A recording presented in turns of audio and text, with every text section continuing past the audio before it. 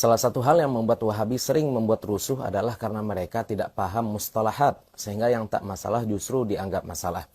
Seperti istilah sunnah. Bagi ahlu sunnah wal jamaah, istilah sunnah ini memiliki beragam definisi tergantung cabang ilmu.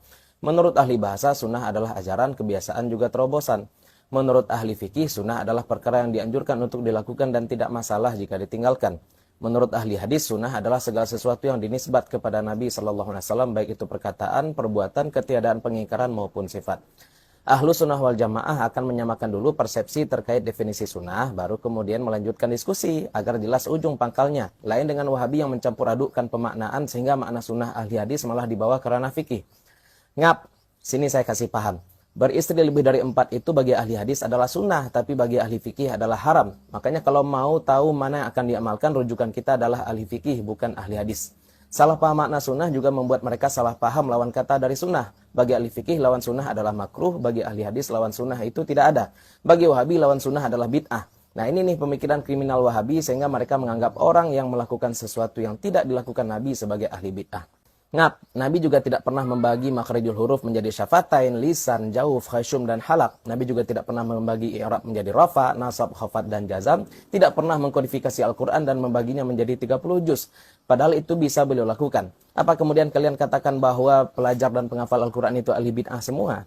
Wahabi juga tak mampu membedakan antara orang yang tidak melaksanakan sunnah dengan orang yang membenci sunnah. Mentang-mentang mereka berjenggot dan bercelana cingkrang, mereka anggap orang yang tak berpenampilan demikian sebagai pembenci sunnah. Ngap, jamaah tablik juga berpenampilan demikian. Bahkan mereka memakai imamah pula. Tapi tidak kita temukan mereka merasa paling nyunah dan men-scan celana dan jenggot orang lain. Kalau tidak mengamalkan dianggap membenci, apa kalian sudah mengamalkan semua sunnah? Apa kalian witir setiap malam? Selalu puasa Daud? Kenapa tak sekalian saja kalian makan pakai lauk cuka tok? Karena berdasarkan hadis Nabi itu adalah sebaik-baik lauk.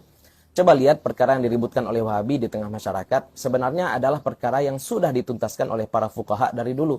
Kunut lah, jahar basmalah lah, jenggot lah, maulid lah. Tapi ya karena mental mereka memang mental suka ribut, masalah adem seperti ini dicongkel-congkel.